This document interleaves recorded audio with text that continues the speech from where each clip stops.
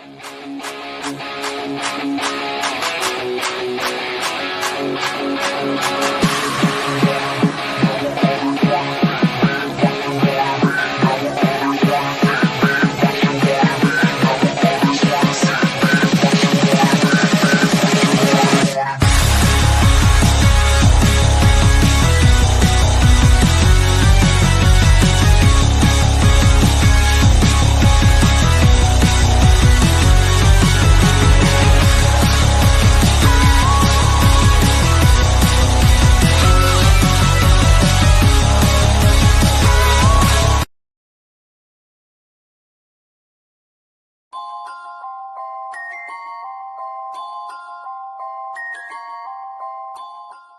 talk about playoffs. You kidding me?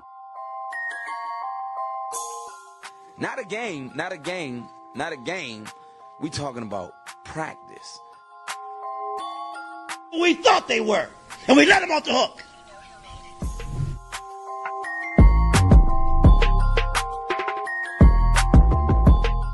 Decide a different need, I'm coming. I'm flat out coming. It's my quarterback. And if you guys do that, man, it's unfair.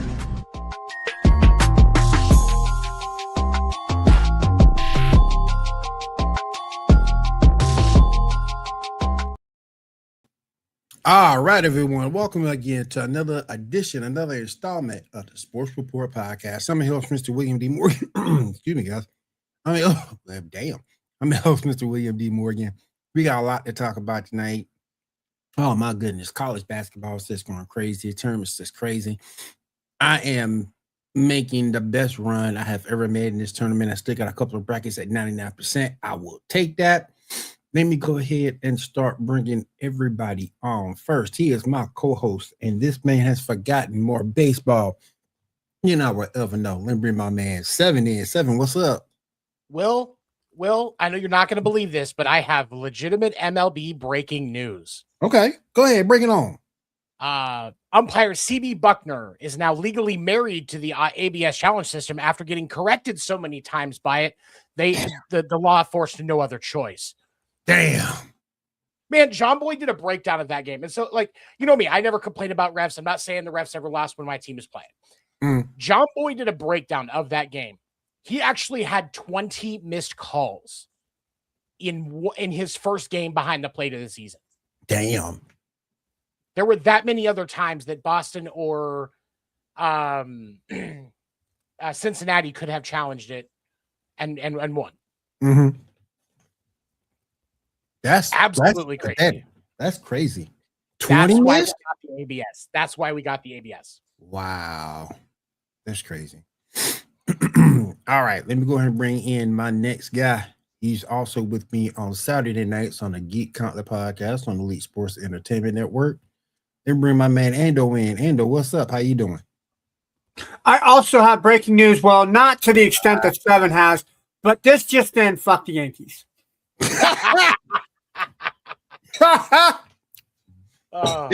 playing the Mariners in a 3-game series. It is going into the bottom of the second.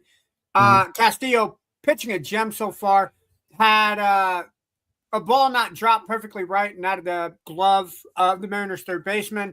It would have been a 1-2-3 inning, but it is 0-0, and the Mariners pitching is doing what they do best, and that is closing out games. Of course, we're only 2 innings in, so we'll see what happens. But Got you.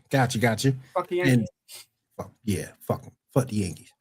And then we bring my man in here from the Original Player versus Team podcast. And bring my man John in. John, what's up? How you doing, brother? What's good, y'all? I ain't got John, no it is good to see you, sir. Shit, but it's good to see y'all too. Man. I have a bone to pick with John real quick before we go, because John was not here last week. I wasn't, brother. Fuck your Tar Heels. What the fuck happened in that first round? That was my winner of my first bracket, sir. And they had a 19-point lead, which we'll get to because another team had a 19-point lead, which we're really going to get into. I guess it's a Carolina. Fuck them. I guess it's fuck a Carolina them other thing. motherfuckers. It's got to be a Carolina fuck thing. them other motherfuckers. You hear me? Yep. But I just had to give you shit because like that's the team that I went to win for it Hey, all in my man. bracket. And And I six can't games. say anything back to it. Six because, games into my bracket, John, and my bracket is toast. And then to go to find out that Gonzaga loses in the second round of Texas, like that just, I mean, Will's sitting here talking about the best run he's ever had. Meanwhile, I am spread leg and the committee is kicking me in the balls with my bracket being bad, man. Like that was aggressive. I mean, I'm sure Carolina messed up everybody's bracket. Yes. How do you think I feel, sorry, Kevin? man.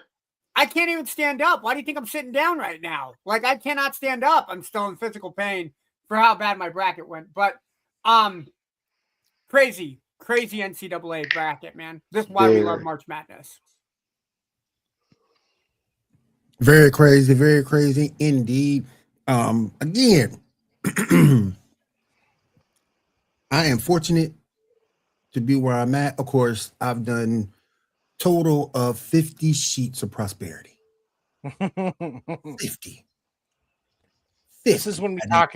This surprise, Will. This show is also an intervention. Your addiction to filling out NCAA brackets. Ando's going to start by reading a letter on how your addiction has hurt him. Dear Will, I think you killing trees is bad for the environment. You should fill electronic brackets online like all new age people should. Think about the ink and the paper and the trash bags you are wasting when filling out paper brackets. This is not real. Fill out as many brackets as you'd like. There are plenty of trees and they can be planted. Did I do that right, 7? Yes. Okay, cool. Good. I'll take that under advisement next year. What up, Jory? What's up, Jory? I'll take that under advisement. But right now, let's go ahead and talk about the big upset, the big one. We got Duke going down to UConn. They went down. What's up, Greg? They went down 73-72. Yep. And man, let me tell you, I was scared. I'll sip to that. I was scared because I did not want to lose. I did not want to lose that game on the bracket wise. What up, Casey? Took a last second shot. What's up, man? Took a last second shot for UConn to get the job done. I'm gonna start with you, John. What was your thoughts about that game? Pure joy. Pure, utter joy. I mean, I don't have anything else to say. It was just joy. It's a good day when Duke don't win shit. Hey, but I will say this. People are talking shit about John Shire. All jokes aside, personal feelings aside about him being a Dookie and him coaching Dookie. You know, he's not a bad coach. Not at all. The guy was the fastest in the ACC to over 100 wins. And he's made it to the last 2 Final Four, hasn't he? Because he made it to the Final Four last year. Or did he make it to the Elite Eight? And definitely made Elite Eight a couple times already. Yeah. So I will say that. But as far as the game goes, I'm glad they lost. I'm glad they choked. I don't give a shit. Choke away. You hear me? You know why they call them the Blue Devils, right? Because they're so used to choking, their faces are blue when it comes time to tournament. I'll take that too, Ando. Ando, wait for a second. Real quick. I got to bring her on. She is the host of the Original Player versus Team podcast. And how we met is on that show. And I've always got love for Zoe, despite the fact that she used to be James Harden's woman. Still is. Oh, she's still in. Oh, I got to find this out. Let me bring my girl Zoe on. Zoe, what's up? Yeah. You're muted, Zoe. I said, what's up? What up? What's up, man? What's up? Oh man. So what did you think about that game yesterday? Shocker Duke losing to UConn. That is, and I see. Well, actually, I didn't watch. I saw the highlights, of course, but And I regretted it because I had an opportunity to go see it because it was in DC. So, anyways, with that being said, though, man, it's nuts, and I feel bad for Boozer's son, yo, because everybody's like, "What were you thinking?" Now, granted, it's a lot of maturity that he took. He was like, "Yo, I let my team down, let the season down." He took responsibility for it and whatnot. But at the same time, like, y'all thinking the Duke coach gonna get fired? Because they like, this is a couple times he keep choking when they get like we get into the elite, not Elite Eight. What was the last time he got bounced? Wasn't it the Sweet 16? I think it was the Elite Eight that they got bounced in last year. I can take a look at it. I'll pull it up real quick. But I don't think it gets bounced because this is to UConn. North Carolina was the VCU. Yeah, it is. That's different. You can't lose to VCU. We ain't got to talk about that. No, we do not. We do not. Nope. Nope. We ain't got to talk about it. Nope. You know, I'm just saying. Agreed. Agreed. You don't need to fire that man. You right, Agreed. Jerry. Wholehearted. Look, if there's a lot of blame to go around with that game. When you're up by 19 and lose a game, there's a lot of blame to go around. Players, coaching, everything is involved at that point. But you do not make a hasty coaching firing one day after a 19-point loss. You let it sit. Now, it's not Coach K. I still think Coach K is the greatest men's basketball coach in history. I know a lot of people like Pertino and John Calipari. And they've done a lot of things for the college teams that they have coached for. Both coached at Kentucky, Pertino at Louisville and Providence, Calipari at Memphis. Look, you said it yourself. Schreier is one of those guys. Hi, Mouse. He's a guy that's been there how many years and already has how many Elite Eight appearances, Sweet 16 appearances. It just shows how good of a coach he is. And the margin of error in the NCAA tournament is just that. There is no margin for error, even up 19. And we have seen it several times already in this tournament. North Carolina, talked about it at the beginning. Duke now, both were up by 19 points. Hell, Gonzaga, I think, was up by 11 or 12 on Texas, and Texas came back. It just shows that college basketball, especially now, March Madness, everything is set under a magnifying glass. One pass makes a difference. And not as respect to Boozer. Cameron is very mature for his age as an 18 or a 19-year-old for him to say, hey, that was my mess up. But I don't think that team would have been there had Boozer not had the season that he had. I don't think they definitely would have made it to the Elite Eight had Boozer not been on that court. It's going to be amazing to see how he plays in the NBA this year when he goes to the draft. But hats off to the Blue Devils. I mean, you don't get there without having a really good team and a really solid coach. So if you fire him, Duke organization, Duke administration, you know. Do not fire that man. That man's got something in the future. Definitely. My other concern about this loss and stuff, and I'll go to you. Carlo, Cameron Boozer's draft stock has got to be the lowest he's ever been. He hasn't played well this tournament. You know? That's true.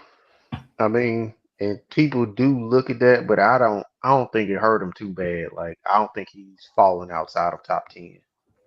So, I mean. So, looking at John Schreier, since he's shown up at Duke, his first season was the 2022-2023 season. Lost in the second round, so he lost in the round of 32. The next year, they lost in the Elite Eight. Then they lost in the Sweet 16 last year. And then this year, they lost again in the Elite Eight.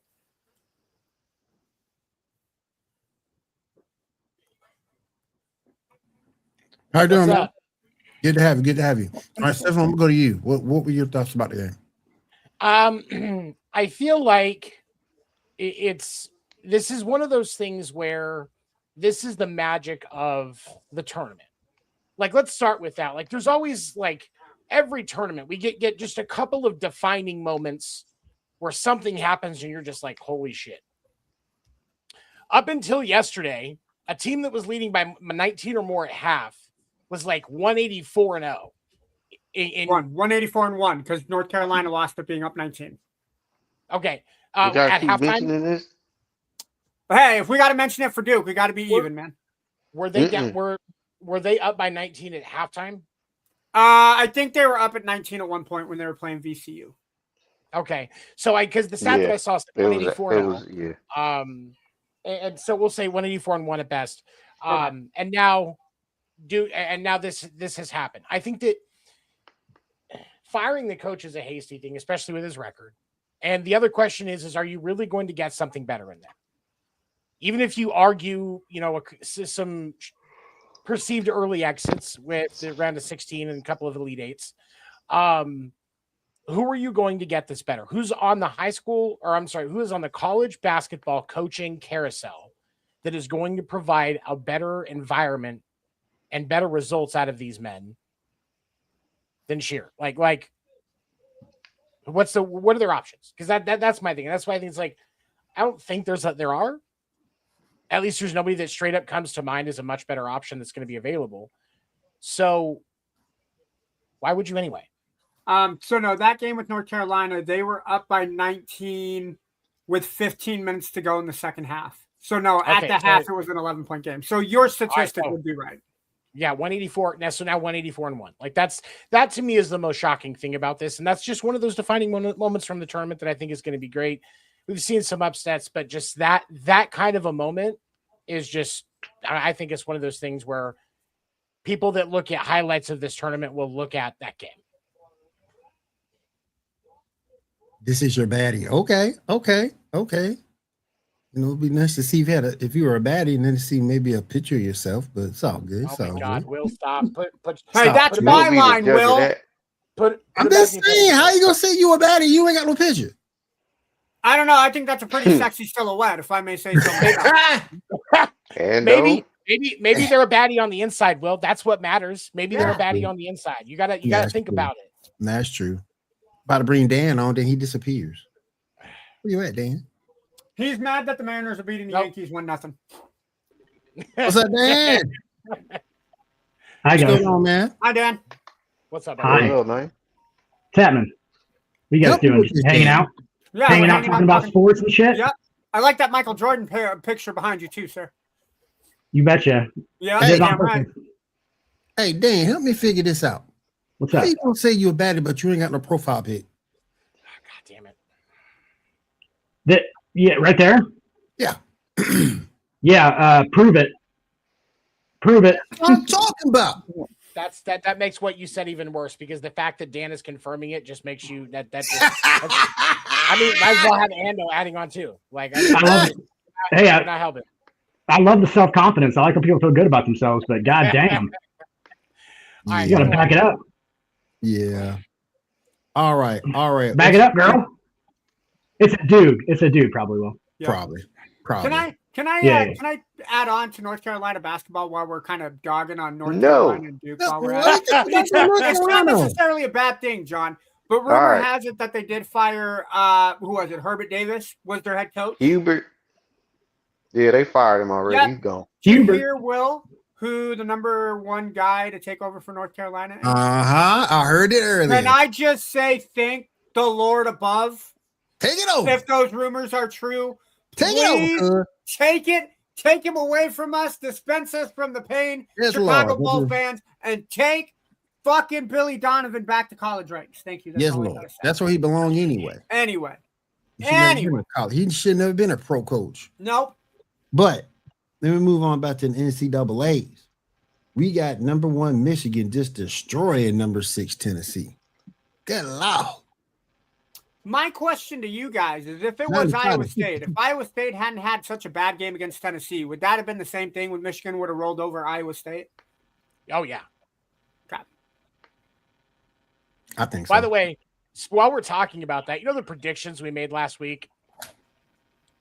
I checked everything. I have the results. Actually, you were the most accurate. You were 6-2. Me, Will, and Dan all finished 5-3. Okay. Yeah. Go, Ando. Sorry, hold on. I got to do the dance. No, you don't. No, you don't. Stop doing the dance. Never do that again, sir. I'm a baddie too. Yeah, you are, Endo. That is true. Oh my God. Hey, he has his picture in there. Prove it. I do.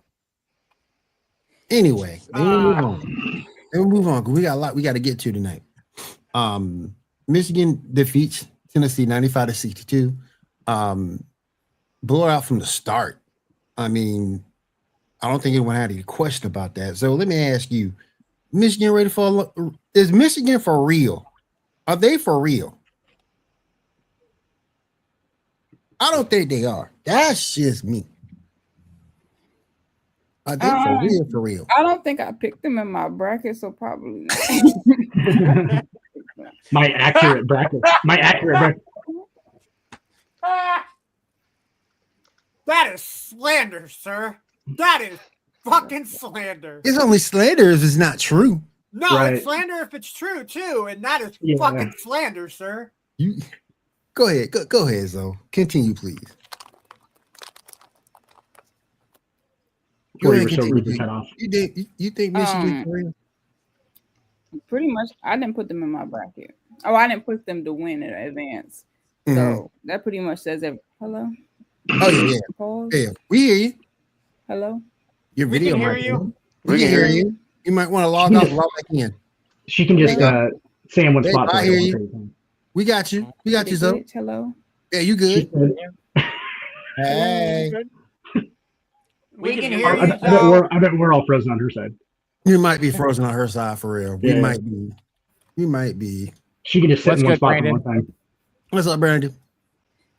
What up, Brandon? Check him out on the Sports Nuts podcast every evening. I'm on with him this Wednesday, 7:30 p.m. Eastern. I was just trying, Brandon. I'm hurt. Luckily, Zoe got caught in this space. You hurt my You hurt my feelings like Brandon. that. Yeah. How come I'll never get a what's up? This hurt my feelings, man. I'm used to being ignored. It's all good. I can't get no what's up. I can't get no hello. I can pull in our truth if you want. What's up, Will? There you go. Somebody gave me a what's up. Yeah. Okay. Will, what do you think about Michigan? Do you think they're for real? I'm 50-50. I'm 50-50. I think they're probably the second best team, maybe third best team left. But I don't believe that they're better than Arizona, and I got Arizona winning it all. I will say it like this. I think the winner of that Arizona-Michigan team. What's up, man? Going to be. God damn it, mouse! Get off my damn computer, girl. Come on, jeez. Anyway, I think the winner of that Michigan-Arizona game is going to be favored to win the championship. I like how Arizona played against Purdue and against Arkansas. I don't think Arizona has a bad situation that they're into. I think they are fundamentally up and down. I think they're the best team in the tournament left. But after the way Michigan put boots to asses to Tennessee, that sneakily could be your national championship preview game, honestly speaking. Much as I love UConn and Illinois, we've seen Illinois struggle at points, especially against Houston. UConn, obviously, we saw them kind of handily get taken by Michigan State, and it took everything they had to beat Duke. I am interested to see how Michigan plays against Arizona. I agree. John, what you thinking? I don't really like Michigan either. I think y'all know why. Because you're an Ohio State guy? Exactly. But how far did Ohio State make it in the tournament this year? But I will say Michigan took care of business versus every team. Like no slouch, no setbacks, no bullshit. Yeah. Every team they played, They have took won care by of at business. least 13 points in every game that they've played this year. Right. Yep. So, and then even in the tournament like that, 13 points was the smallest margin they won by. Yep, So, and that was in the Sweet 16. yeah, that was Alabama. Yep. But I would like to say, just speaking facts, I don't believe they beaten Arizona. But I mean, UConn's coaching is also very important. So I will say that, and I don't think Michigan would beat UConn if they were to beat Arizona. But I don't see Illinois beating UConn either. So, but Arizona stands a chance to beat UConn if they come to that. But yeah, if Arizona wins, Arizona just too legit. So, dude, yeah, I don't like I said. I don't think there's a bad phase of basketball with the Arizona Wildcats. I think this is the best team that they've fielded since, what was it, 2001 when they, no, 97? Yeah, I think it was 97, 98. With Damon Stoudemire? Yeah. 97, 98? Yeah. I'm about to say, damn, that's yeah. That's pre-Gilbert Arenas. Yep. I remember that team, the late 90s. That was kind of when I first started watching college basketball. If Arizona does win, it's probably because of Bryce James. Yeah. Absolutely. No. Bro. Ando just agreed like automatically. Yeah. And then you said Bryce James. It's like, nah. Can't say that. I mean, hey. Emotional support. I hate you, man. I hope the Yankees get fucking swept by the Mariners. But that's not going to happen. Yeah. Real quick, we got an update. Bulls get their ass whipped again, 129 to 114 to the Spurs. First off, did you see who that's they the played? most random update ever. We got their ass what? Did you see who they played? Willie? Yeah. Will and I both are. They got their ass First off, we played the second best team in the league in the San Antonio Spurs, right? They didn't put up a fight. Nope. And we had a guard kicked off the team. We had a guard kicked off the team for anti-gay remarks. Like who? The Bulls. Jay Niver. And I can officially do this. Well, can we throw a quick Ando assessment up? We got to go full screen here because I got to admit when I was wrong. Hi, everybody. Ando here. We have another Ando's assessment. Your boy was wrong at the beginning of the NBA season. Your boy Ando here said the Bulls were going to be the NBA Eastern Conference play-in champions. I regret to inform you that the Bulls have officially, for the first time in forever, been eliminated. Since its inception, has been eliminated from the play-in tournament. We will not be making the playoffs this year. So I will wholeheartedly admit that while I am sad that the Bulls do not get one extra game to play in the month of April, holy shit, are we finally out of the fucking playoff hunt? Can we finally fucking rebuild our team now? Please, for the love of God. Kick Billy Donovan out. Tell the owners to clean house with the owner staff, the coaching staff, and let's just start scratch. There we go. Ando's assessment is done. Thank you for listening. That was the most heartbreaking 1.5 minutes that I've ever taken of your time. Thank you so much. Here's the thing. Yeah, maybe. Before I go back to the NCAAs, here's the thing that bothers me. How Patrick Williams still on this team? Y'all got rid of everybody. But Patrick Williams. Patrick Williams has naked pictures. Everybody gone. Yeah. He has naked pictures of Jerry Krause somewhere in his his vault. Pause. Would that be enough? Oh yeah, it will be. It's Jerry Krause. Jerry Krause wants to keep any nude pictures of him to himself. Yeah, go ahead. Sorry. Oh, he would. This part, Kentucky spent over $20 million. And they got out early. Duke has had the team the last 2 years and lost again. He loves it. Look at Duke's last draft picks over the last 15 years and how many championships. 0. Is that Jalen Suggs, the basketball player? I wish. He's a watcher. Mark Evans led with a major downfall. Big fan. For the Bulls, and yeah. Everything about the Bulls has sucked since 1999. We had a few good runs there with Rose and older Boozer, who disappeared during the playoffs for whatever reason. Like, I'm used to it, man. I had a run before Derrick Rose got there with Ben Gordon, Kurt Howard. The closest we got was the second round of the playoffs. We never made it to the conference finals with that core. That's my dad's nickname is Old Boozer. Yeah. Interestingly enough. For a different reason, though. Damn. Wow. Because he's a boozer. we got number 3 Illinois over Iowa 71-59. And I'm gonna start with you. I know you picking Iowa, wasn't you? I actually had Nebraska and I think Houston, and I think I had Houston going to beat Nebraska. I will say, Devin wanted me to trash Dan for that game. I'm not going to. Look, Thanks, Ando. if you take away the last 2 minutes of that game where no baskets were falling for Nebraska, that might have been the best game minus Duke and UConn in the tournament so far. They kept it clean, right? I mean, as a rivalry, Iowa hates Nebraska. Nebraska hates Iowa. And they kept that game clean. So I saw that eye roll. Come on. You got it. It's a Midwestern thing. You wouldn't understand in the East Coast. Well, right? I don't watch Midwest. No, Nebraska. It's all right. It's all right. It's not for everybody. I'm just asking. Nebraska and Wisconsin, are they technically rivals? No. So Iowa and Nebraska are kind of border states. Especially in football. We're not actually. Yeah. Well, yeah, we are. Yeah, you are. You see, it's more Iowa, Nebraska than it is Nebraska and Wisconsin. Okay. Yeah. Okay.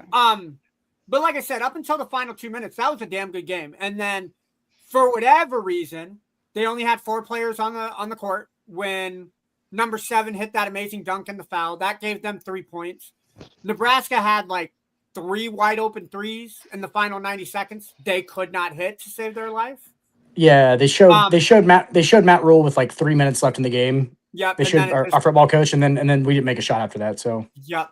That being said, that was my favorite game of the South region, was that Iowa Nebraska game. And then I would just drop the ball against Illinois. There's no other way to put it. Illinois, I'm not gonna say I think they got some favorable calls. I think they did. But just like Nebraska, Iowa got cold when it mattered most. Illinois took advantage. So hats off to Illinois. I hope they get pantsed by UConn. Pants? I hope they get I hope they get destroyed. I hope they get What does that destroyed mean? by UConn. What does that mean? It must be an Iowa thing. Let's though. not find out. Let's not find out. Just go. Just let it go. Yeah, let it go. They pull their pants down. I'll say it in ways. Let it go, Dan. Let it go, Dan. God damn it, let it go. I hope UConn destroys Illinois. So curious. It could be a Navy thing too. A lot of guys in the Navy say they hope somebody gets pants. You can tell us in the Navy. Yeah, they do. Yeah, they do. That made it so much fucking worse. Ando, you know what we're talking about, Ando. You can tell us after the show. John, real quick. In the Navy.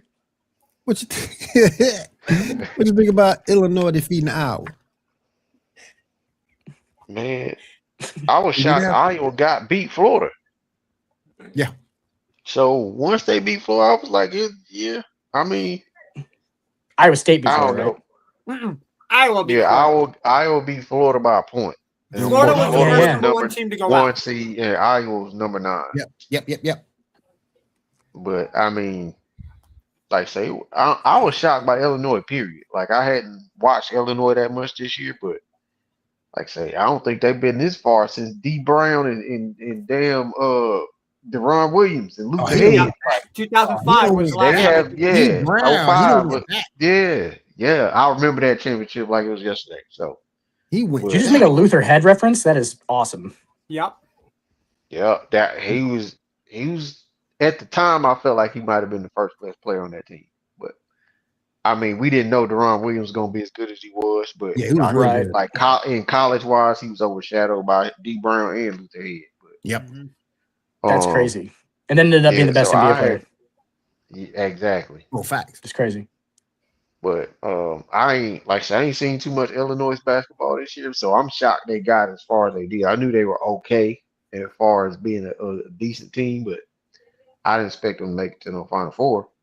Right. And I definitely damn sure didn't see Iowa damn near getting to the Elite Eight. So if I'm not mistaken. Yeah, they made it to the Elite Eight. Yeah, there were so Iowa, Illinois. Nobody saw Iowa getting anywhere. So I think it shows the depth of Big Ten basketball because you had 4 teams in the Big Ten make it to the Elite Eight. So very true. I'm gonna go to Zell on this one. I'm gonna ask you a question, though. See what you think. Is Illinois? I'll be right back, guys. Okay. Is Illinois that team that can? He's going to get passed. Yep. Is Illinois preparing a full demonstration? Is Illinois preparing a full demonstration? Yeah. Is Illinois that team that can knock off UConn? Are they the team that can knock off UConn and maybe win it all? You got a chance to see him play yet?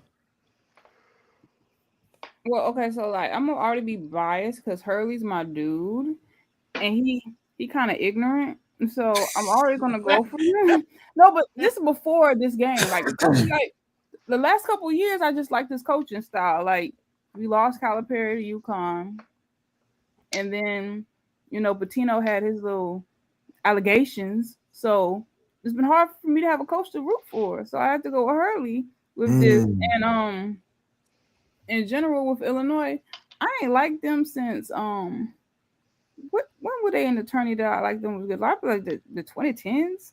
It's been a minute since I actually fucked them like that. So yeah. Hey, wasn't Kendall Gillen? No, he wasn't. No. Kendall Gill? I don't think he was on that team. Kendall Gill would have been in the 90s. Yeah. I was about to say Gill was in like 94, 90, something like that. Yeah, late something 90s. like that. Yeah, late 90s. Yeah. But where did he go to college? Sorry. It's a good question. I thought he went to Illinois. I mean, that sounds right. Hold on real quick. I got to find this out. Nebraska had a quarterback in the 70s named Turner Gill, and that's why I always get it confused with Kendall and Turner Gill. Yeah, I think it was Illinois though. You're right. Yeah, 1986 to 1990. Yeah. Jeez. Okay, so yeah, the first round went in the first round, 5th overall pick to the Charlotte Hornets. Yep. And his career ended. He ended with the Bucks. He was a first round all rookie first team, NBA steals leader, consistent second team All American, and first team All Big Ten. Ended 12,914 points, 4,000 rebounds, 1,519 steals. Good That's numbers. pretty cool. Good numbers. Not Hall of Fame numbers. Good numbers. Yeah, he just was in Charlotte, so that yeah. That was kind of the joke. Hey, don't do Charlotte like that. They was on the come up then. Oh God, was that before they were the Bobcats or after? That was way before the Bobcats. That was a line. First. Wasn't it Alonzo Mourning and Larry Johnson's team later on? Yeah. Glenn Rice. Come on. Yeah. Come on. Eddie Jones. Eddie Jones. Thank you. Yeah. Show, give him a little respect. Man. So the Bobcats were a Mecca Okafor, and that was where it really went downhill. Yeah, that was where they drafted Raymond Felton and Sean May. Yeah. You want to talk about some failures. You jokers right there, some failures. I believe that team was run by Michael Jordan. Den? Huh? Den? Yeah, for sure. Like the Mecca Okafor thing. Yeah, that was like 2000. That was like 2010. Good Lord, them jokers were failures. It wasn't his direct decision, but he said there was some failures. God damn. What did I miss? Oh man. Failure. The Bobcats. Failure.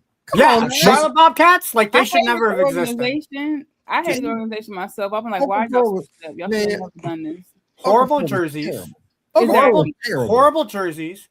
Bad management. Damn, and that's coming from a Michael Jordan fan. Bad management. Bad ownership, yeah. I need to talk to Mike. Yeah, that's terrible. That how Charles Barkley said, terrible.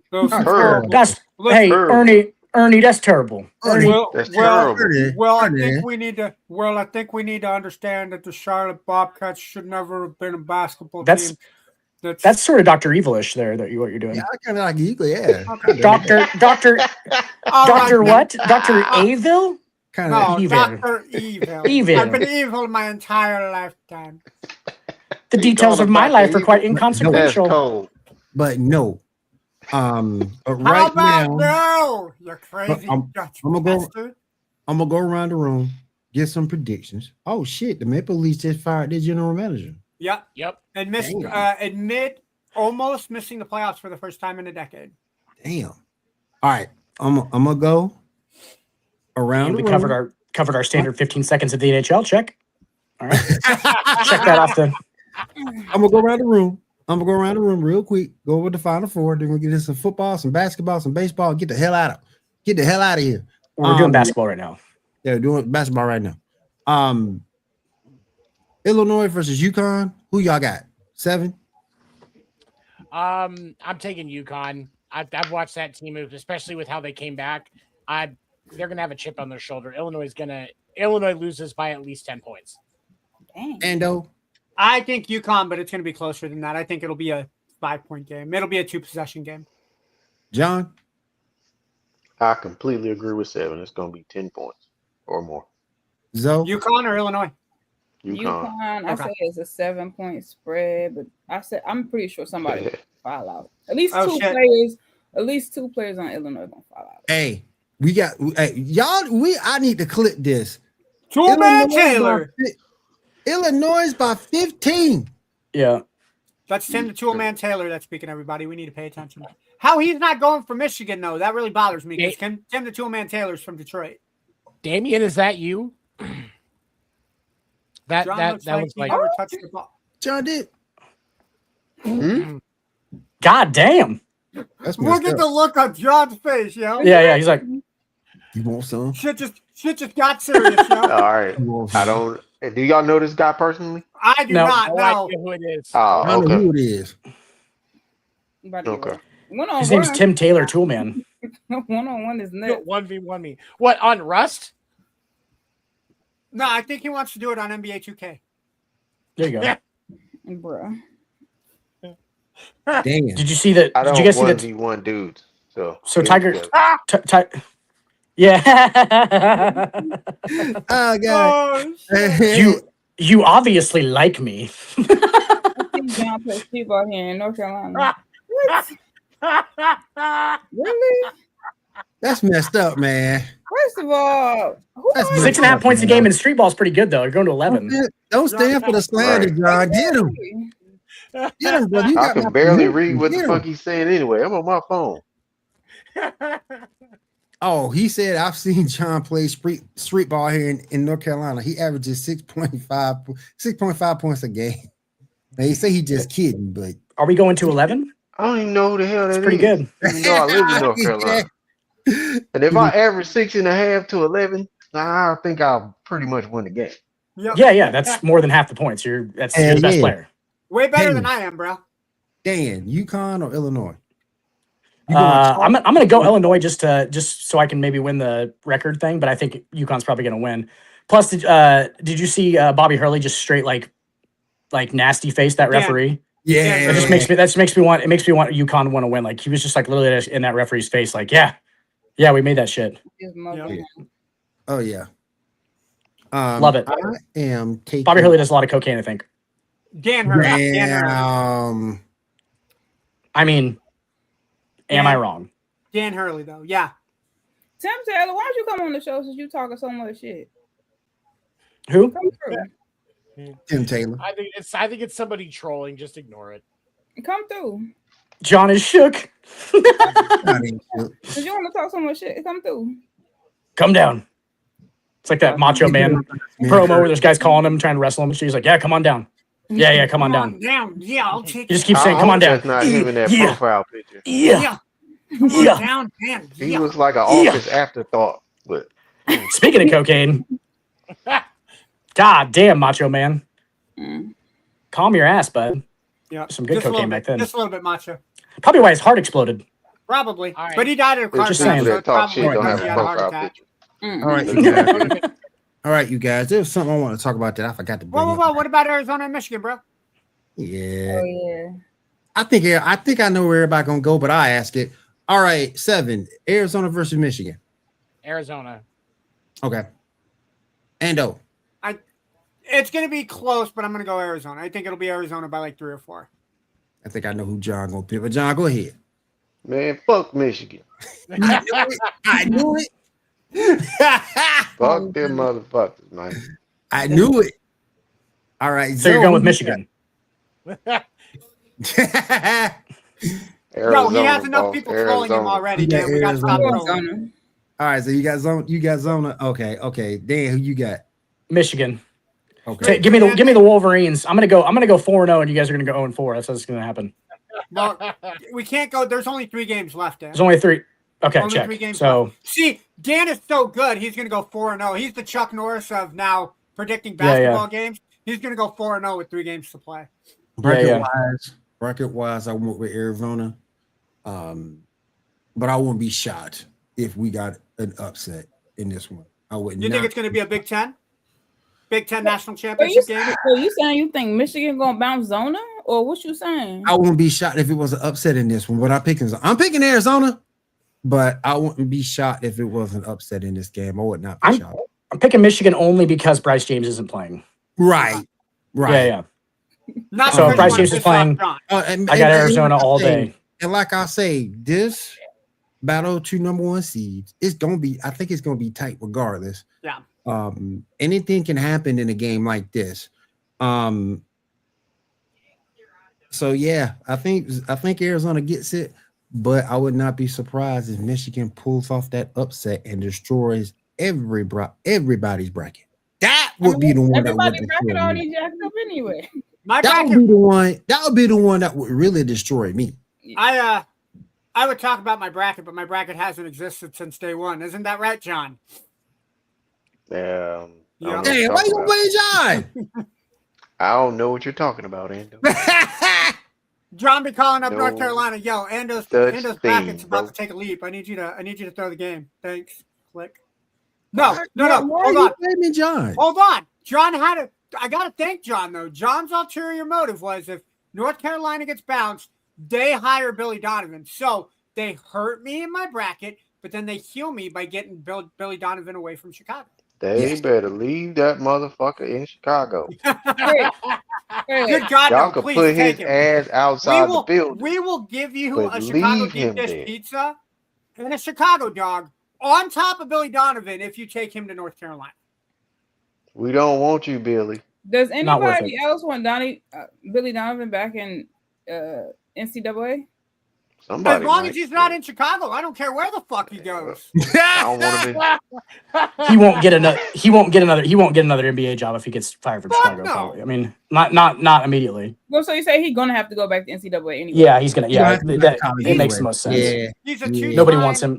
He's a 2-time national champion with the Florida Gators. He had successful years. Yeah. In the NBA, I mean, he's been pro ever since them 2 years after that. Yeah. Tim says he sells power tools. It's a good living. Yeah, Tim the Toolman Taylor from Home Improvement. Oh, yeah, he drives a white van around. Yep. I guess he got Zona over Illinois for the championship. Tim the Toolman Taylor was on a show called Tool Time. He was a host of a show. He didn't sell power tools. Just so if we're trying to stay on the storylines of the actual sitcom, he was on a show. UNC fan says we don't want Donovan. We don't want his ass either. Y'all can have it. We don't want his ass either. As long as Chicago gets rid of him, I don't care what happens to them. Donovan to Furman. Well, I don't care what y'all say. If Donovan becomes a coach and replaces Doc Rivers, I'll go with it. Anything got to be better. So you're okay with Billy Donovan being the head coach of the Washington Wizards? Your hatred of Doc Rivers runs so legendary. He's so ass. I think legendary. I don't even hate the Yankees as much as you hate Doc Rivers. Does Zoe's hate? I got a question, Zoe. They're her Red Sox. Does your hate for Doc Rivers equal the love for James Harden? Is it an equal? You love James Harden so much that you have to hate somebody, and that's why you hate Doc Rivers? I think the hate might be stronger. I don't know. It sounds like it. But she loves that man. She loves that James Harden beard, that's though, man. Crazy. But that's like an oxymoron. Like I don't. It's confusing. I don't know how to compare that. Just as long as you keep him away from my teams, I'm good. Like, get him away from everybody. I'm good. I don't know. It's kind of like us and Billy Donovan. Get Billy Donovan away from the Chicago Bulls. No, it'd be advantageous to have Doc Rivers on not your team. If Billy Donovan was on that 76ers team with Embiid and Harden, we would have got a championship. Guaranteed. Wow. Yes. That's pretty deep. Yeah. That's a hell of a it's a hell of a hot take. We would have got a ring. Period. That's a sizzling take there. Wow. Yeah. Wow. There is a Donovan would have taken him to the promised land. Fucking Billy Donovan. Over on NBA.com, the Kia MVP leader right now is Victor Wembanyama or Wembanyama. You got it. Yeah, Wembanyama. Does he? And I want to go around the room. Does he? Because he just took over SGA for number one in this particular poll. Can he win MVP? Can Victor be, or can Wemby be the face of the league? Zoe, can he be the face of the league and win MVP? I say hell yeah, because it was supposed to be Giannis, but you know how that happened. His team kind of collapsed. It was just a hot mess. Like, it should have been Giannis, but shit happened. So now it's Wemby. Giannis just started turning into porcelain. Started getting hurt all the time. Plus, also the coach had a death in the family. Then a whole bunch of stuff happened with the team. The team kind of collapsed, and it went to shit. I don't know, like, management just went to shit. It went bad. Yeah, now he's probably not going to be there. Yeah. Next year. It's sad. Somebody gets Giannis. Somebody gets kind of prime Giannis. He's not that old. Can I say, because Milwaukee, he just doesn't want to play right now. Milwaukee's now showing that they're eliminated from the playoff contention. The fucking Charlotte Hornets are in the play-in tournament. At this Who point, had that on their bingo card? I mean, the Hornets. Dude, the Hornets have talent. Yeah, they do. They have a ton of offensive talent. They get absolutely scorched defensively. They do. They really do. They don't have a lot of defense on. They don't have a lot of defense on that team. But Miles Bridges, and that's about it. Yep. And Atlanta is in the 6th seed right now with 43 wins after trading Trae Young. That's so crazy, right? That is so cool. I would have traded Trae too. Trae was like a walking black hole. Yep. Fucking. Wait, flesh that out for a minute. What you mean? I would have traded Trae too. No, but you said he was a black hole. From what? Like nobody else shots. Okay. Yeah, he's like he's a volume shooter that doesn't really do much else. He gets absolutely abused on defense because he's 6'2", 140 pounds. Yep. And like he just like it's not worth like his long distance 3-point shooting if he's on is probably worth it in the plus minus range, but like he's getting beat so much defensively that he's not a good basketball player. Like, they're putting him off on the worst player, which there's nobody bad in the NBA. So it's like, so like he's getting just torched and like I don't know. That's cool that you can maybe put up 30 points a game, but when you're giving up 35 and you can't stay healthy, that's another thing, because I don't think he's played a full year with 82 games. I don't even think there's a season where he's played 70 games. I don't know.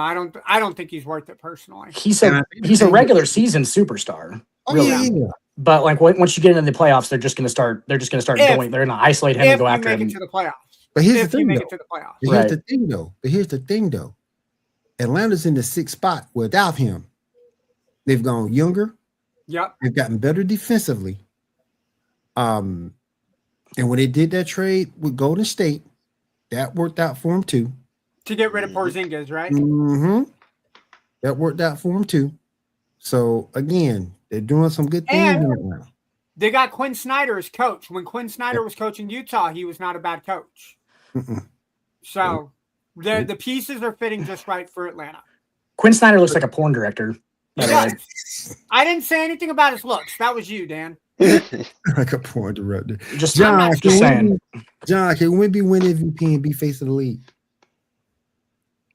I think Dan. Oh shit. Thanks, yeah, John. he can, man, and he should be. And what I love about Wemby most is his attitude toward the game. Like he actually Right. thoroughly loves it and enjoys it. He's passionate about it. Like he ain't I mean, you all would this too if you're other 7'5", bullshit. John. These other say what now? I said you would too if you were 7'5". You'd love playing basketball, probably. Yeah. I mean, shit. I mean, there's It's plenty nice. of the 7'5". Bobo and some of these other fools, they don't love it. Yeah, but They nobody just plays good. like Victor Yeah, at yeah. 7'5". He got his passion is different. Like For damn, sure. he cut from hungry. He hungry. he cut from that 90s cloth with his attitude. Yeah. That's what I like.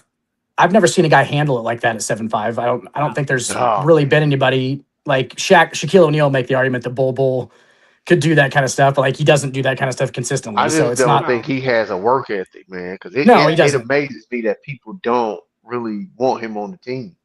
Right. Because he can play basketball, but it's like he just must not have a good work ethic. Like that's the only thing I can think of. Because he could defend if he just played 100%. If he just played 100%, there's no way that guy's not an elite defender from just being that long. Like literally, just like you'd be hard to get around. Like and he can move his feet and everything. So like he must just be or just terrible attitude. But yeah, Wemby can definitely be the face. This ain't liquor. This ain't yak. I'm good.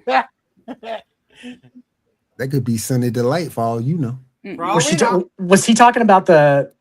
Okay. I think he was talking about the take. The Billy Donovan take. Yeah.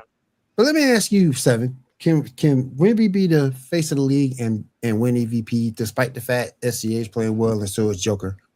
I think he should be the face of the league. Give him an MVP. I mean, first of all, he's a French guy that actually attacks, so we have to appreciate that. That's petty. God damn. That's petty as hell. I'm sorry, the joke was just there. It's low hanging fruit. No, I like low Wemby. enough. Was it low enough for Victor to grab? No, he couldn't reach out that far. Okay, all right. Ando. Y'all reaching, man. No, Those are I obscure like jokes. Wemby, I think it's good if there's some guys like he's led the league in blocks all 3 seasons he's been in the league. He's leading this year. He led last year, the year before. Like 7. He's as far as a player that I mean, obviously, of course, he's over 7 feet tall, so he should. But if you're wanting to try and project the image that the WA is actually getting back to defense, a guy like Wemby being your MVP actually kind of helps that because that dude actually plays defense. He's a good shooter, but he plays defense. He gets rebounds. He's got over 600 rebounds already this season. Like it's man, I like the way he plays. He plays on both sides, and it's the kind of guy that you want, as an MVP. He's a good face. Ando, you think Wemby can be the face of the league and also win MVP? You know what? I would not be against it if he does. I mean, you can make a strong argument about Joker and Shea. I mean, Laker fans would probably say Luka as well, or Jaylen Brown too. Jaylen Brown. Yeah. You got to throw Jaylen Brown in there, man. I think this might be the deepest MVP class we've had over the last couple of years, where you can make an argument for like 4 or 5 people, and I don't think anybody would be wrong. My vote would still be Shea at this point. I just think Shea means so much more to the Thunder team. But no, I mean, it's just like with Judge and Raleigh last year, my vote would have been Raleigh, but I can understand if Judge wins it or when Judge won it. I can understand the arguments. Just like this year, I can understand if they give it to Victor, but if they give it to Shea or Brown or Joker or Luka, I can understand that as well. Everybody has different kind of perks. I like Seven's take. Defensively, if you want to make it a more defensive league, you give it to Victor with as well as he's playing on defense. Dan, can Victor be the face of the league? I'll take it a step further on the Wemby defense. He's the best defender in the NBA. Per what he does as far as versatility, he obviously protects the rim. He is so disrespectful when he dunks it with his feet on the ground. But other than that, that's so disrespectful. If you were 7'5" with a wingspan of 3 feet, I mean, I'm kidding. I'm kidding, Ando. It's amazing that he dunks it with his feet on the ground. It's like I wish I could, man. Yeah, it's I weird gotta as lower fuck. the basketball hoop to 5 feet to be able to dunk it at 5'9". So It looks like you're playing your kids on their Nerf right basket. You know what I'm saying? Like And that's what that dude looks like playing basketball. I still get beat. Yeah, just per his size, I think he's probably one of the most. I think he's definitely the biggest enigma that's ever been. Like, just because you can't figure out how is he move like that? Like, how does he handle the ball like that? Like, how is there like? It's just bananas, to tell you the honest truth. Like, he must have been like a point guard when he was younger, and then he must have had like 3 multiple bursts growth spurts. Bro, he been tall his whole life. Right, Like, but at the same time, like, I don't know if he was a point guard. Like, I don't. He I wasn't mean, like Anthony Davis. Like he might have been in 4th grade. Yeah, He came out of the womb He just when he was stepped out of 6'4". the womb, like he just Yeah. He just like, I'm coming out, mom. Like, bro was tall already. Like, yeah. Well, his mom is a professional basketball player, and his dad was like I want to say like a volleyball, or maybe switch him around. Like his mom was a volleyball player, but they're both over they're both 6'5" or some shit like that. So like, shit, I think his sister plays basketball. If I'm not mistaken, I'm sure she does. Yeah, she's his tall parents as hell, were too. huge. If not volleyball or something like that. You know, Yeah, she's so got yeah. the bounces for sure. Do you imagine trying to spike it on Wemby if you were playing volleyball? That'd be funny. Like he would just reach over the net and just Reach take the ball over. from you and throw it back in the face. You go to jump it, and he's just like, and it just slams right back in your face. I don't Scott know. Sterling. I feel like I could spike it hard. I feel like I could spike it hard enough to break that guy's tiny bones, though. You know what I'm saying? Like those things are like that. Like his forearms like 2.5 feet long and shit. Yeah. So they nicknamed him the Alien, according to the Wikipedia page. Victor I bet- Wembanyama, born July. Oh, okay, his dad was track. Yeah. Okay. Yeah. I'll get you guys. Brandon, I'll get you guys in touch. So his maternal grandfather played professional basketball in France, and then his grandmother also played basketball. So he has grandparents who played basketball. His older sister plays basketball professionally. His younger brother Oscar has played basketball and handball at a youth level. His dad is 6'6". The whole family tree. Yeah, I know, right? Dad is 6'6". What are we doing? He said, "Yep." Youth level sport. Right Yeah. now. Yeah. Do we still have mute over? What? Nope. His father was a track and field athlete. He competed in high jump, long jump, and triple jump. And then Makes sense. Yeah. Oh, okay, cool. Victor's mother is a French basketball coach and former player herself. Let me ask y'all about the New York Knicks. Oh God, why? They took the L the other night. They took the L the other night. Does anyone here see them getting past the Pistons or the Celtics? John, I'll start with you. Yes. Sorry, go ahead. They're not getting past the Hornets. Nah. Nah, man. No. They Michael Jordan's superior ownership will lead them past the New York Knicks. They're not, man. Well, honestly, without Cade, they can get past the Pistons. Yeah. Cade been tearing them to shreds all season, but Jalen Duren. I mean, yeah. Did you guys remember on what was that show? Garth, what? Wayne's World. Where Wayne leaves the set and Garth's like left on the set to try and talk to the camera or whatever. That's Jalen Duren right now. He's like, and he just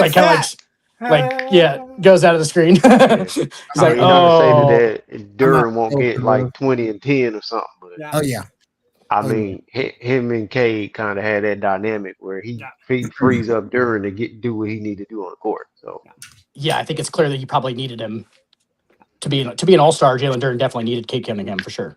At this moment right now, if the playoffs started, the Knicks would draw the Hawks. They can win that series. They could lose. I think that's a 6 or 7 game series as it stands right now. But then they got to draw the Celtics as it stands in the second round, and they're not beating the Celtics. No. Particularly now. Yeah. And I think it's funny too with the Celtics. You've gone from a gap year to a year of expectations. Yeah. Because I don't think with Taylor being out, I don't think anybody saw them really being where they are right now. Could you argue that last year really was a gap year for the Knicks, though? Because they made it to the Eastern Conference Finals. Because they ended up losing to the Pacers in the Eastern Conference Finals. Yeah. So. You make an argument, though, that they caught that the Celtics didn't really take them what they should have been. It wasn't really that the Knicks won. It was the Celtics lost, and that's what got them to the Eastern Conference Finals. Okay. Yeah. Okay. I get what you're saying. 7, what you think about the Knicks, man? Do they have what it takes to get over the Celtics and the Pistons and win the East? It's the Knicks, of course not. They could be in person. They're still going to fuck it up. So, like, I don't even know why we're talking about this. Yeah. It's the Knicks, man. It's of course not. Damn. My problem is they're the type of team that everything got to go right for them to have a shot. Yeah. And I don't know, man, because I don't trust Cat. Cat played the perimeter too damn much to be a 7-footer. Ball holder. Yeah. He wants to take to me, he hangs around the perimeter where you should be down on that second or that low block and doing things that way, pick and roll, playing more like a traditional big man, and just keep the 3-point shot in his bag. Don't if he wants to pop out after the screen. Right. Yeah, if he wants to pop off the screen and they're playing that 2-man game, it's him and Brunson or whatever. Yep. Like, yeah, he can pop back to it sometimes, but to keep him honest. But like, you don't want to just be. He settles a ton. He shoots fucking fadeaways. Like, I don't know what we're doing there. He's not really quick of foot. I mean, he obviously can get his shot off. He's 7-1, but like, he wants to be Dwayne Wade or something. I don't. Yeah, he's trying to be that like. Yeah, he's not going to Euro step anybody, to freedom or whatever. It's not going to happen. But also it kind of sets off the whole defensive thing too, because you already got Jalen Brunson, and don't tell me that Jalen Brunson doesn't get torched on defense all the time. Jalen Brunson gets torched on defense because he's 5'10" or whatever he is. That's just going to happen. Like, there's literally almost no way to guard in the NBA if you're not 6 foot tall. There's almost no way to do it. So like, he's going to get killed on that. He's a good offensive player, but like, that's all they have really. I mean, what's Pascal Siakam? I mean, that's fine. Certainly, that's fine how it is. But he's I don't know. I feel like they're weirdly constructed. The Knicks are weirdly constructed. Yeah. So, what you think about the Knicks? Think they got a shot? Maybe a dark horse candidate? Actually, what Dan said actually makes sense how they are constructed. I didn't think about it, but they do. Like, you don't know like kind of what they go to is because. Like with D'Antoni, you'd be like, all right, they're going to be a running team. This team going to be this and the third. I'm like, I don't even know how they like put together, to be honest. It's just Cat being Cat. Bruns, it's kind of a hot mess, but I mean, they getting wins. So, I mean, sometimes it's kind of. Thank you. So I don't know why you had to say actually. You said Dan actually made sense, but that's fine. That's fine. I'm letting it go. Have you heard some of your takes? Yeah. I know. You're a Yankees fan. Enough said. But no, I didn't mean that? Like that when I think about nothing. I didn't say shit, man. Yeah, I got you. But no, now I'm thinking about like you can't even tell me like I don't know how they are constructed. Now I think about it, ain't like okay, so you know how you either have like your big three or your big whatever. It's just like all right, we rely on Brunson and whoever hot or could contribute. But Cat's doing better though, so I don't know. It's like they have 2 3/4 superstars, so they're like a 1.5 superstar team. Yeah, like they have 2 3/4 guys, half a star. Yeah, like they're like their big 1.5. Their big 1.5 has been playing well. It's like what? Are you calling Brunson a half? That's rude. No, I'm calling Cat and Brunson 3/4. Oh, so 0.75 of a superstar equals 1.5 superstars total. I can do math. I'm from Iowa. I can do math. Multiplication, maybe not. And then Pascal Siakam's like a half, so they have like a big 2. Ando. Yes, math is multiplication. No, multiplication is a part of math. Because there's an X in the middle, not a plus sign. Once you start putting X's and letters inside of it, it becomes too complicated for Iowans. Damn. I believe Iowa actually has the Iowa standard test, which is one of the high school. So like you guys are actually like the smartest state, like IQ wise, like you're up there. You got to remember, I didn't get my education from Iowa. Oh, that makes sense. Okay. that totally makes sense because I'm pretty sure they have like good schooling there. Yeah, I'm still trying to figure out why they traded all those picks for Mikal Bridges. Because it's fucking New York. When does anything make sense in New York? I said? They thought they had a friend. Yeah. At least I could at least respect. At least New York got some type of they got some type of blueprint, even if it don't make sense. At least it ain't like the Wizards. The Wizards is just like that's a clusterfuck. It's like a pre-canned Bobcats. Like when you're just like, all right, we don't have nobody to go here. You gonna go? It's like an island. It's like Survivor. Yeah. It's so sad. Like there's dudes in the NBA draft lottery that are like, just don't let it be the Washington pick. Just don't let it be the Washington pick. I'll take after the Washington pick. Yeah. Just don't let it be the Washington pick. That's bad. And they're like, fuck. Like Alex Sarr was like, damn. Alex Sarr was like, oh God, my career's over. Before you started. He's like, just give me my money and I'm gonna go and not do much. Like, yeah, I'll act like I'm hurt most of the time because I don't want to play here. If I don't answer the phone, will they not take me? Like, I wonder if that was going through his mind. Like, do I have? Obviously, they're not wizards. Or he, you know what I'm saying? Or he recognized the area code of Washington D.C. and was like, "Nope, not picking this shit up. Nope. Oh I got bad reception inside Radio Hall. Sorry." I'll tell you one thing I need to see. Another thing I need to see from the Knicks. I need to see Jordan Clarkson come off the bench and doing something.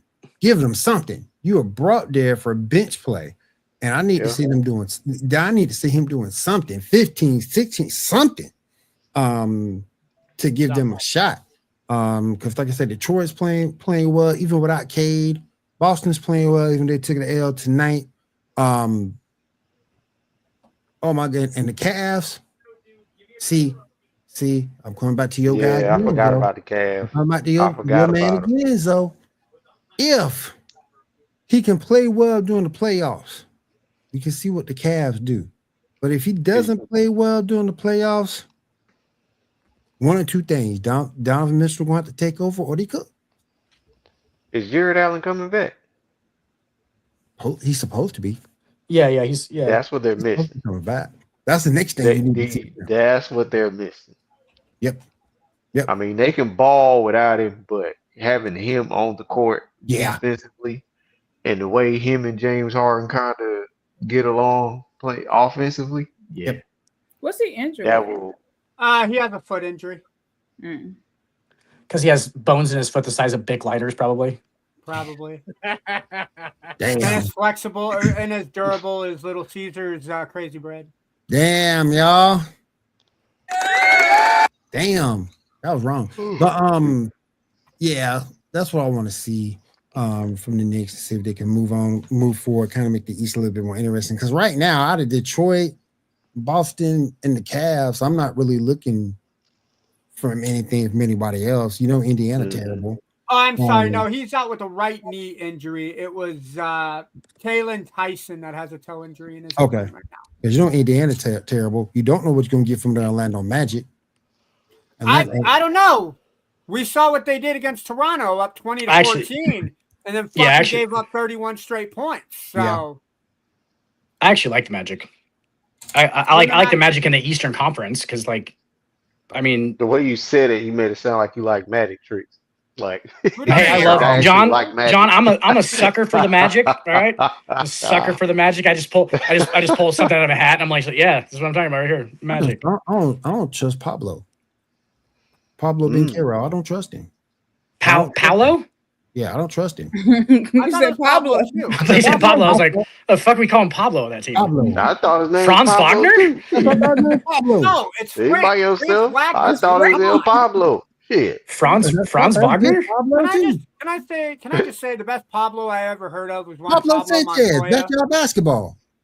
Backyard basketball, football, and baseball. Yeah.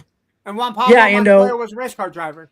Yeah, and outside of Pablo Picasso, Juan Pablo Montoya might be the most successful Pablo. Yeah, you might be right. He is the only NASCAR driver in history to hit a gas tank that's trying to clean up rain and set the track on fire. Okay, that is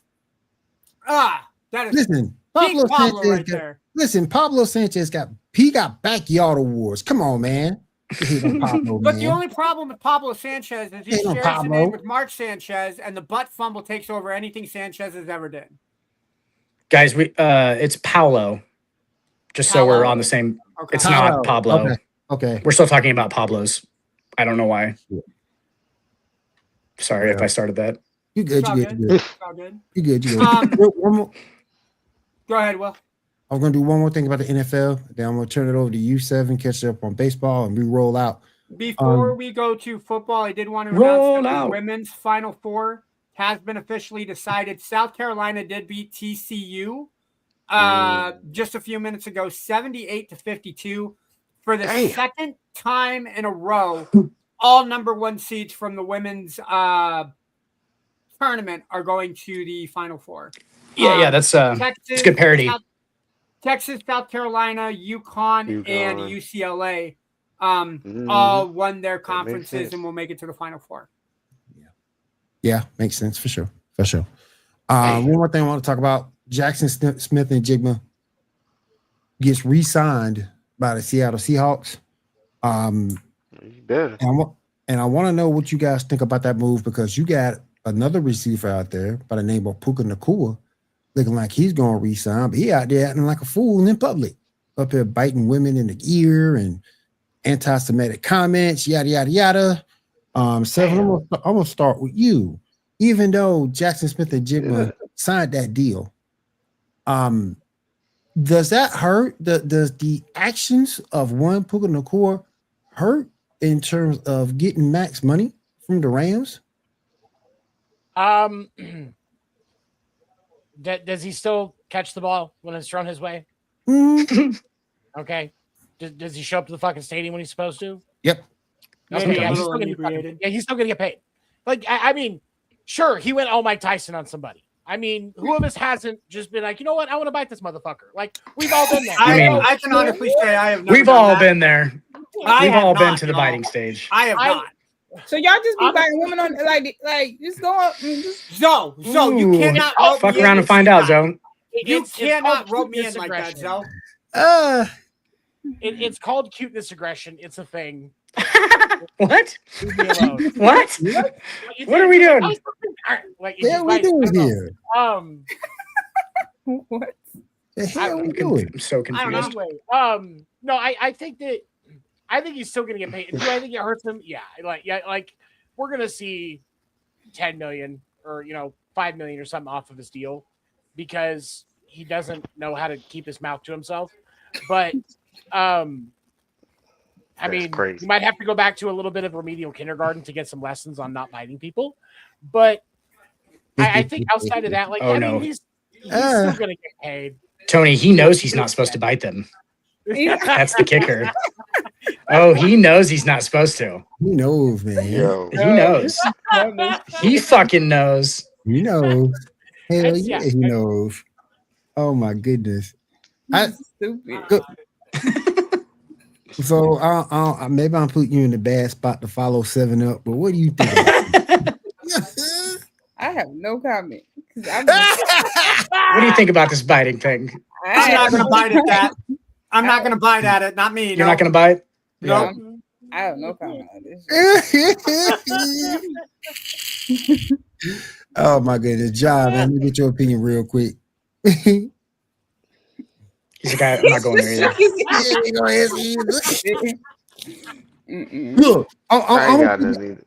Look, I'll take it from the other side of this. I think Jackson deserves it.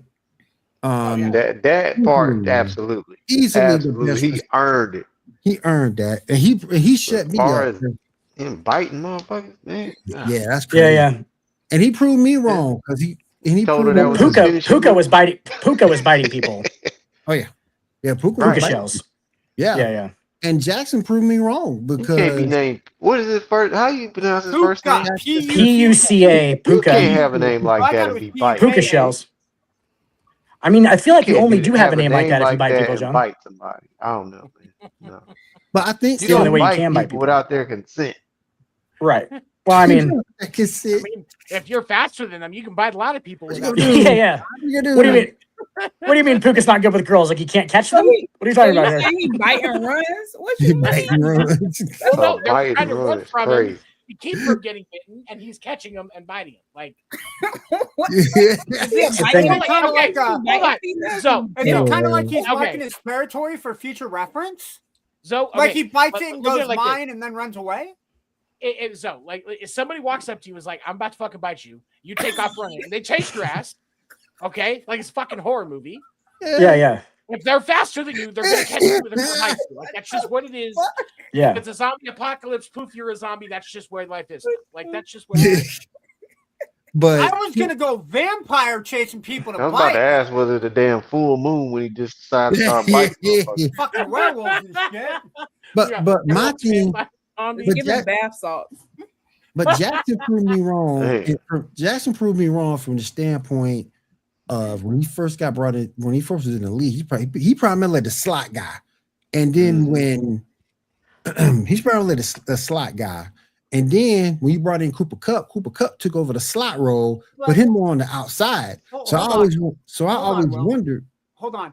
The reason he was the slot guy, if you remember right, when he was drafted, they still had Tyler Lockett and DK Metcalf. So yeah, it was the perfect opportunity for him to start, learn the playbook, and you get rid of Donkey Kong.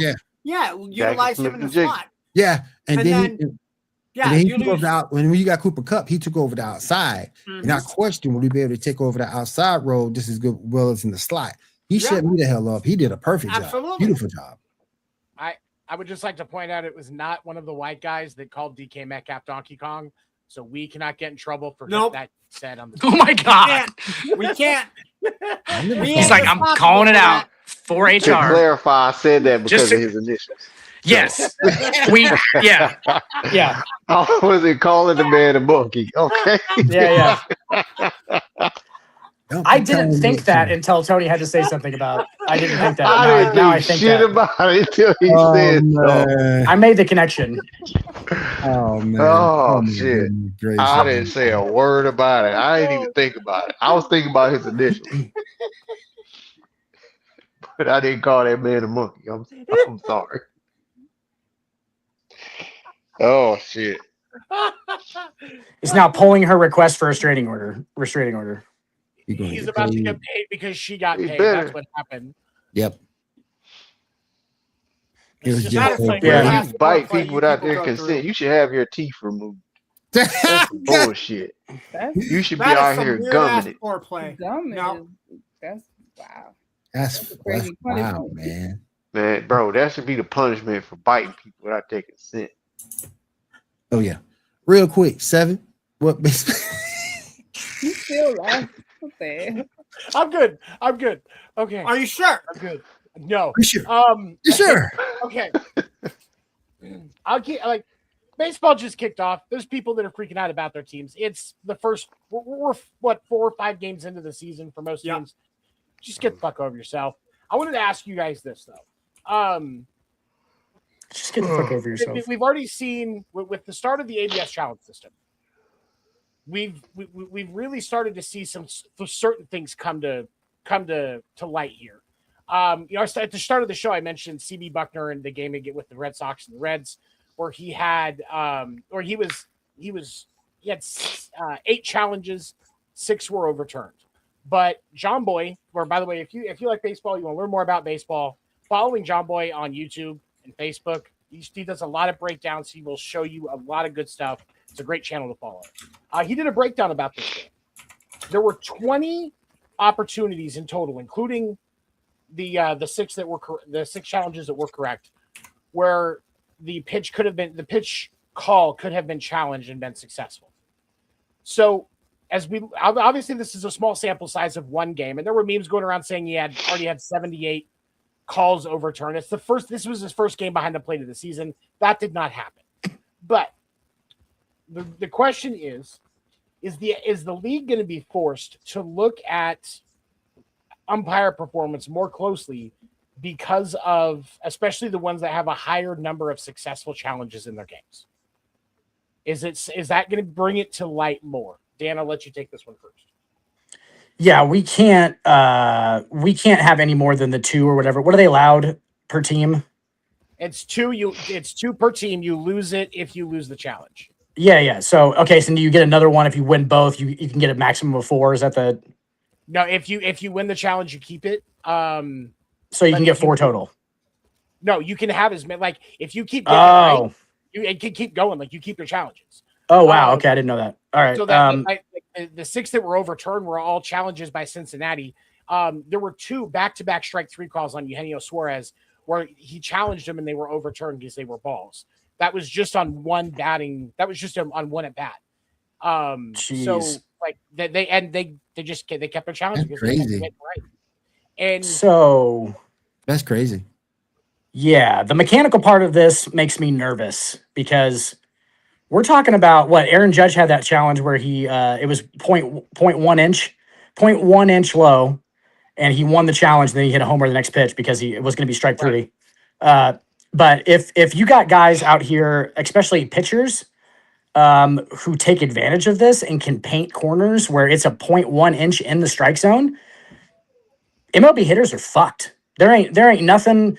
If somebody can paint to that extent, and you can just challenge it if it gets called a ball, and this guy can just, do you know what I'm saying? Like there's no way if they're going back and look at these things that we're not going to see a significant average drop a lot across baseball, because that's an incredibly large advantage to the pitcher if they can paint, because I don't think that you can get as close from the batter's view.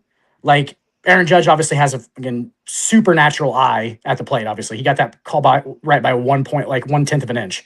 So he knows exactly where it's at. Most guys aren't going to be able to tell from that angle where those pitches are at, but a pitcher and a catcher can definitely tell within, fractions of inches where that ball's at. So like if there's a ball call and they know it was a strike and they can overturn that every time, we're going to have another, there goes your drop in offense again that they didn't want to have when they were trying, that Manfred was trying not to have. There's your drop in offense if you're going to start ABS challenging the shit so these guys can be digitally correct. Like there almost has to be some kind of human error involved. It almost has to be. Like just learn the fucking guy's strike zone. These guys are pretty good. Do you know what I'm saying? Like they're pretty fucking good. Like some guys just have loose strike zones. Some guys have super tight strike zones. So like just figure it out and play the game. That's how it's happened for 137 years now, or what the fuck ever. So like I'm pretty sure they'll be all right.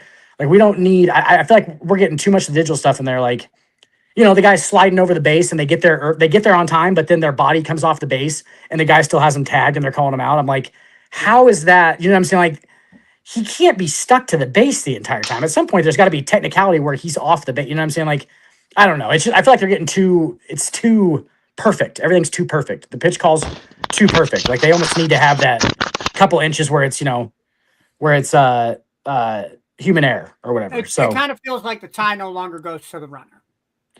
Yes, for sure. Because now you have these tenths of seconds, and we're looking at these slow frames. Like, yeah, you know what I'm saying? Like, it's on away at this point. Yeah, and just like the natural human, I feel like these guys were pretty good. Like, at no point were umpires like ruining the entire series for some. You know what I'm saying? Like, I don't think at any point that was happening. So like, and also just like adjust to it. Like that's been going on forever. Like we didn't have digital strike zones, ever. They got along just fine. You keep trying to tweak all this shit for a game that's ran pretty well by itself for 137 years. You're going to start to see negative effects. You know what I'm saying? Like we try and micromanage the shit too much. That's the only thing I'm worried about is like, we can't just go everything digital. It can't be this guy's fucking pausing for every goddamn, it can't happen. It's so I don't know. And what do you think? That's all I got on him. I'm kind of in a weird step because if you're calling it right, like let's say I'm going to call this strike and it's a ball, like, hey, I'm going to challenge that it's a ball, not a strike, and it gets called in my way. I think it needs to be limited. I'm not against it, but it needs to be limited and monitored with a very close fine-tooth comb. For example, if you're sitting there, oh, that's a ball. Oh, that's a strike. On every single pitch that you make and you're making it right, it's slowing down the game. And I think baseball has done so well in speeding up the process of the game. I'm kind of with Dan. Like if you get 2 calls correct through the course of the game, if you want to give them one more, that's fine. I would add them at one more, and that's good. But you can't keep giving it back to them if they're getting it right because it's going to slow the game down. And you're going to get to the point where maybe game 2 of the World Series, game 3, game 4, now we're seeing increases in the game because now we're questioning every single call because you do have that eagle eye to do it. So if it's used responsibly and used in moderation, I'm okay with it. But if you start taking advantage of it, you gotta put a lid on it. Well, and something to remember is in the World Series, you're going to have the actual best umpires in the game. Yeah. So you're not going to have that many pitches going down. And secondly, that's what I was going to say. Umpire is getting every pitch wrong, and they're getting the challengers are successful, then they absolutely need it because that umpire shouldn't be in the pros. And so, this is why I wanted to talk about this, because if this light is coming up this much more, and we're starting to see just how bad this is, are we going to see guys like CB Buckner that have 20 missed calls in a game? Yeah. Which in the grand scheme of, 300, 400 pitches in a baseball game, like 20 missed calls isn't that many. Still fucking quite a few. Yeah. Still a lot, though. Quite a few. Yeah. Still a lot. It's so where do you is there a point where the umpire errors become so blatantly obvious because of the ability that we have to make it right now? Is this going to put more pressure on standards? Are we going to see umpires that just flat out are having these glaring errors on a regular basis? Is it going to be more difficult to not push them out because you can't just ignore it anymore? Like, is there an impact? Because like most umpires that have spoken about it have said that they're in favor of it, because if a batter or a catcher or a pitcher doesn't like it, the pitch call, just tap your fucking head. There's no argument anymore. Right. And so they like it to that point because it does remove a little bit of the stress from the game. So but you also have to look at the counter. If you have a guy like CB Buckner or the female umpire that came up last year, Jem Powell, she was actually below umpire average. She was like 92%. So you might see if she comes back up to fill in for something because guys have vacation, she might get, she might see a lot of higher challenges. But those are the umpires that typically aren't going to get the playoffs, because if you're not doing very good at your job, you're not going to get the postseason in the MLB, just like you wouldn't in any other sport. So it's true. How much of an impact does it have on that piece of like how umpires look and how they're graded?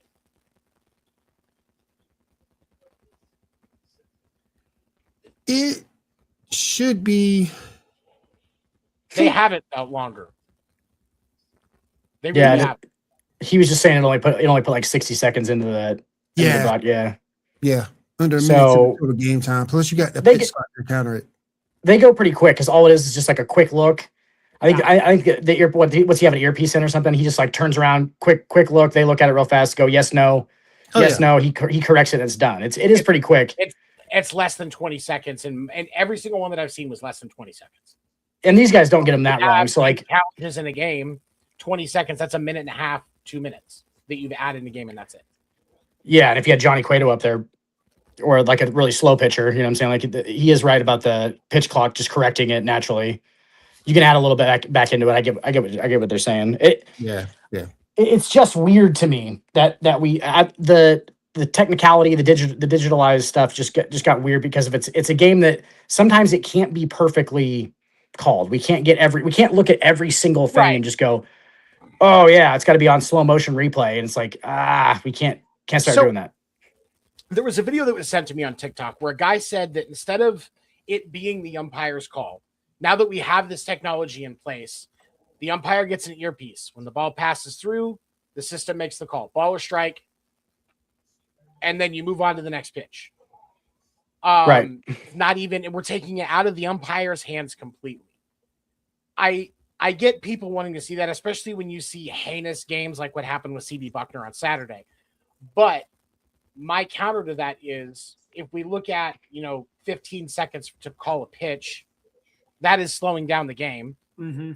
Or, even if you get it down to 5 seconds to call a pitch, it's still slowing down the game. And you add that over, let's say it's 350 pitches in a game, which I think the average is between 3 and 350. Like that's an extra hour. Yeah. That's impossible. That can't happen.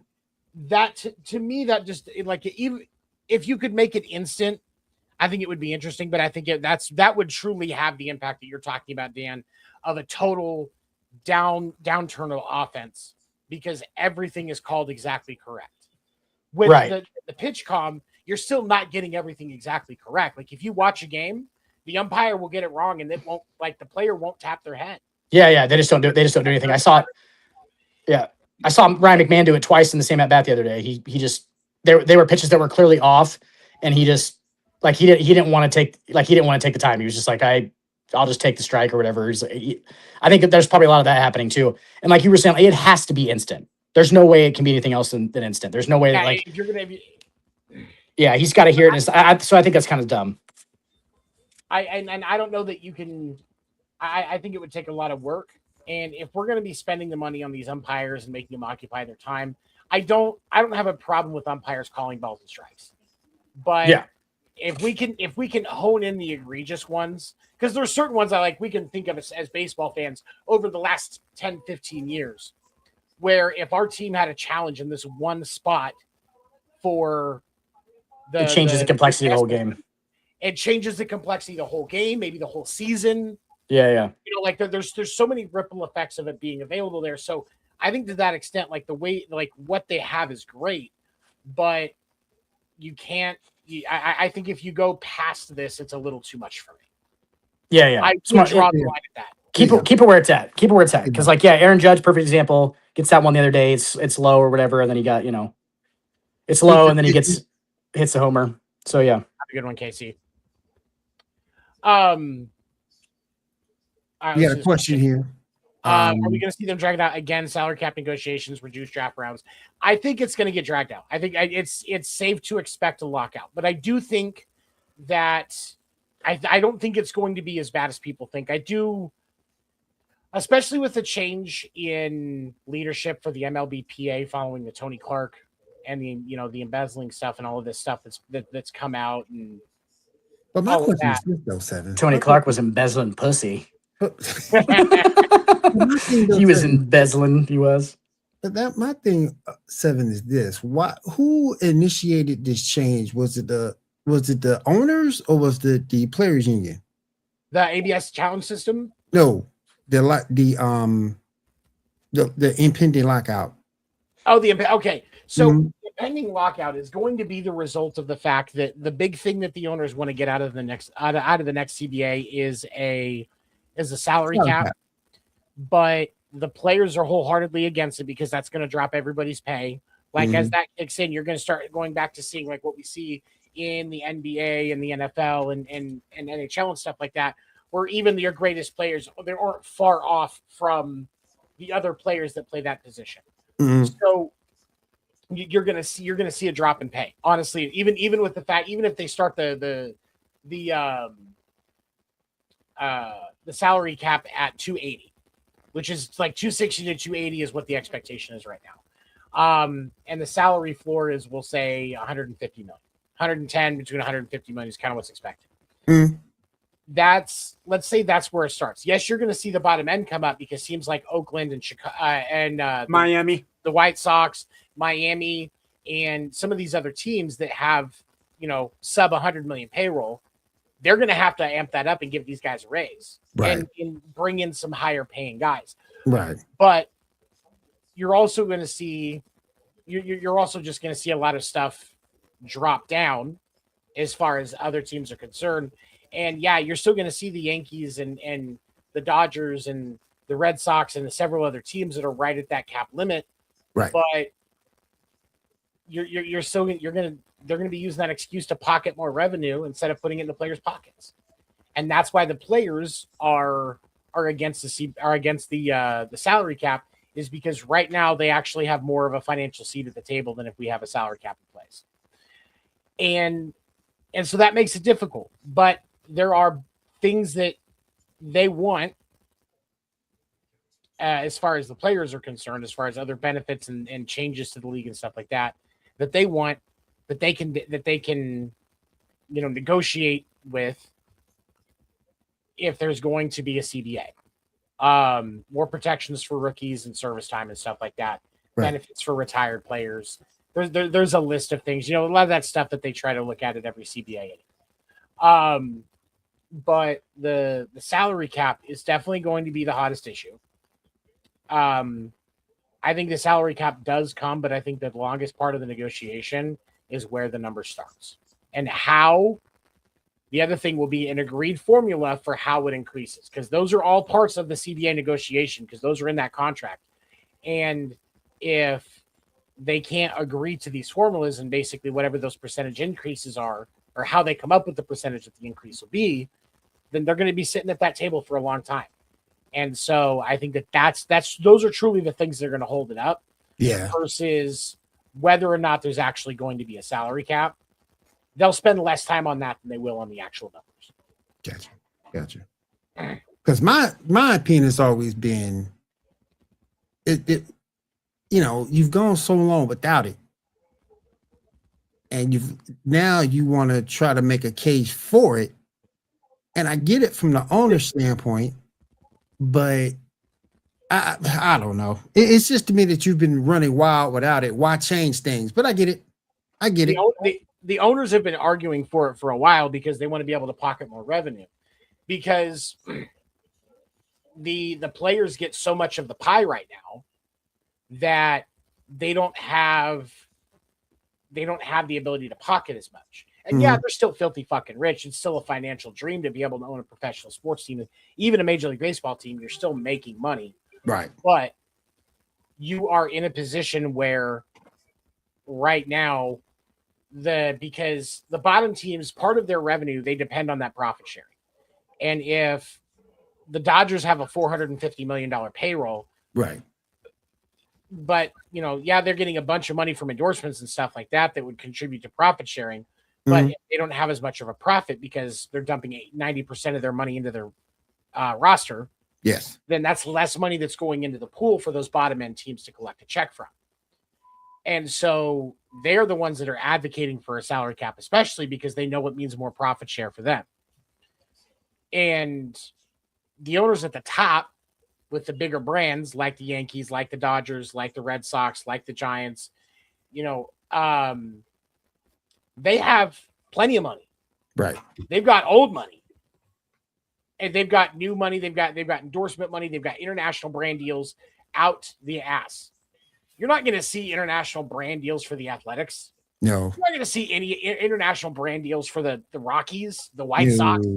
Like, that's not going to happen. So those bigger brands have access to money, and those smaller brands want access to more of that money. That's ultimately why this has come up. So gotcha. It's going to be interesting to see how it plays out. I do think that we see a lockout, but I don't think I'm optimistic right now because Robert Manfred's been doing a lot of things to try and actually put something in his legacy. I think that if he can find a way to accomplish this without missing any games, he'll consider it a success. So he's going to try and figure that out. And he's already said that he's not returning when his contract goes out in 2029. So this is kind of going to be one of the last parting things that he does for his fingerprint of baseball. Right. He wants that salary cap, but he does not want baseball to take a hit from the season not being as long. Gotcha. So he's going to do everything he can to make that happen.